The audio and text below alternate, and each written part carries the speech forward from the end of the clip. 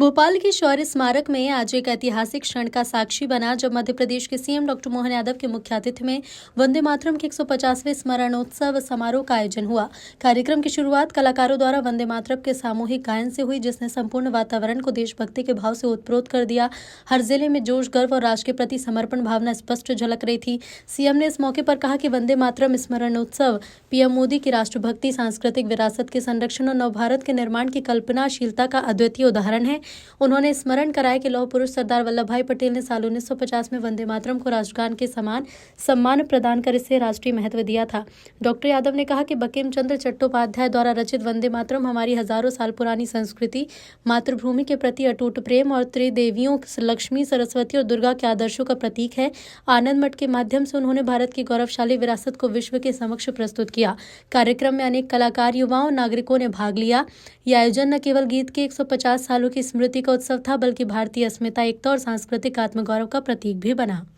वंदे मातरम के 150वें वर्ष के स्मरणोत्सव में अभी हमने यशस्वी प्रधानमंत्री के उस मनोभाव को भी देखा, उनकी उपस्थिति को भी देखा। ये उनकी कल्पनाशीलता भी है, जिसके आधार पर अतीत का 150 साल पुराना वो अप्रतिम गीत, जिसने न केवल आज़ादी की अलख जगाई, बल्कि लगभग 150 साल तो हमारे लिए वो जो एक तरह से मंत्र के नाते से उस 19वीं शताब्दी से शुरू हुई यात्रा, गुरुवर रविंद्रनाथ टैगोर ने 1896 में उसको स्वर दे करके पुनर्स्थापित करते हुए पूरे क्रांतिकारियों सहित सबके मन में जिस संकल्प की पूर्ति की, उसको बदलते दौर में हमने सबने भगत सिंह को फांसी के फंदे पे चढ़ते देखा, चंद्रशेखर आज़ाद को अपनी शहादत देते देखा। अलग अलग प्रकार के हर एक हमारे आज़ादी के संघर्ष में वंदे मातरम का मूल मंत्र जैसे जीवन प्राण बन करके हमको लालायित करता रहा है। हमने अभी यहाँ इस कार्यक्रम के प्रारंभ में भी मैं माननीय मंच हमारे सारे मित्रों को धन्यवाद देता हूँ। माननीय मंत्री विश्वास जी, माननीय मंत्री कृष्णा गौड़ जी, माननीय सांसद आलोक जी, माननीय विधायक रामेश्वर जी, माननीय विधायक भगवान दास जी, महापौर जी, इस अवसर पर सभापति किशन सूर्यवंशी जी, सभी अधिकारीगण और आप सब। ये बात सही है कि आज़ादी के किसी भी संघर्ष में दुनिया का इतिहास रहा है, अमेरिका हो, इंग्लैंड हो, हर एक देश के अंदर जब आज़ादी की अलख जगती है, उसका अंदर का संघर्ष अपनी मातृभूमि की तरफ, ललक की तरफ बढ़ाता है। ऐसे में यह शब्दों की रचनाओं से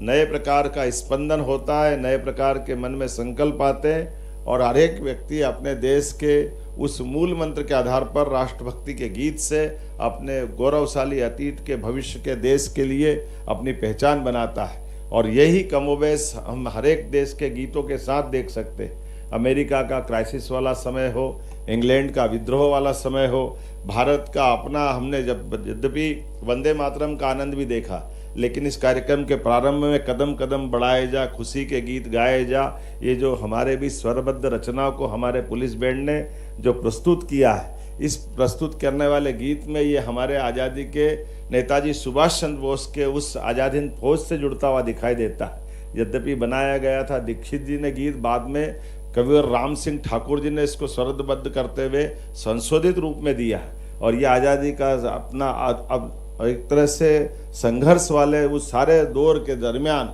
ये भी एक अपना अलग दौर में पहुंचा। और इतना ही नहीं, जैसे हमने अगर बंकिम चंद्र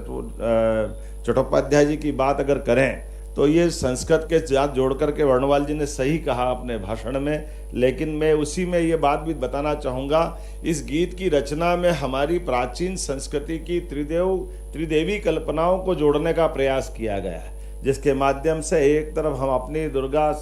दशप्रहरण धारणी दुर्गा की ताकत से हमारे अपने अतीत के गौरवशाली पृष्ठ में हमारी अपनी सांस्कृतिक विरासत पे भी हम गर्व करते हैं। और कमला कमल दल विहारिणी, इसका मतलब महालक्ष्मी का भी स्मरण करते हुए इस गीत के माध्यम से जोड़ने का, और हमारी सांस्कृतिक विरासत में महालक्ष्मी का जो प्रताप है, ये उसके प्रति भी नमन है। और वीणा जो हमने अपनी माँ सरस्वती के प्रति जो इसमें कल्पना की है, कामना की है, यद्यपि चटर्जी ने इसको स्वरबद्ध करते हुए और इसकी लिपिबद्ध करते हुए आनंद मठ नामक उपन्यास के माध्यम से दुनिया के बीच इस गीत को रखने का प्रयास किया और वहाँ से उठा करके अंदर की जो अंतरतम भावना, ये हजारों हजार साल वाली हमारी गौरवशाली उस प्रतिष्ठित भावना का पुनर्जागरण का एक काल था, जिसके कारण से हम आज भी उस भावना के आधार पर लोग बड़े गजब है। इस मामले में भी देखना चाहिए कि हमारी ये त्रिदेवियों की कल्पना हजारों हजार साल वाली, जो समझदार है वो नादानी से चुप रह करके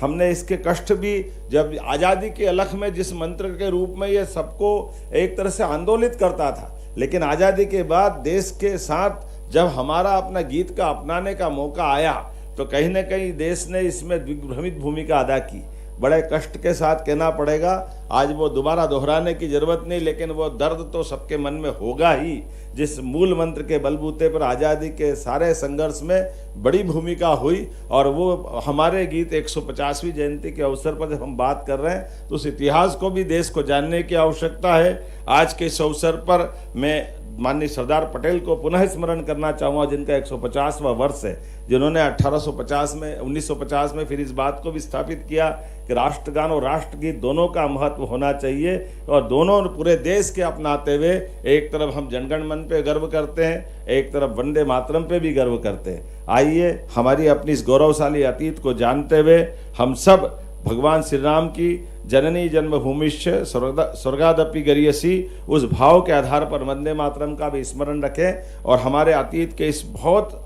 अक्षय नवमी 1857 में बनने वाले इस 1857 के आधार पर, माफ करना 1875 में बनने वाले गीत को 1857 की क्रांति से भी जोड़ करके देखें, जिसके कारण से भारत ने दुनिया का सबसे बड़ा गणतंत्र दिया, भारत की गौरवशाली अतीत पे हमको गर्व करने का मौका मिला। मैं प्रधानमंत्री जी को पुनः धन्यवाद देना चाहूँगा, जिन्होंने आधुनिक तकनीकों के माध्यम से भी पूरे देश को ऐसे सारे विरासत के गर्व करने वाले मौके भी दिए। जब हम 150वीं जयंती सरदार वल्लभ भाई पटेल की मना रहे हैं तो हम अपने वंदे मातरम पे भी गर्व करते। पूरे वर्ष के विविध कार्यक्रम जो इस 7 नवंबर से प्रारंभ होकर के 7 नवंबर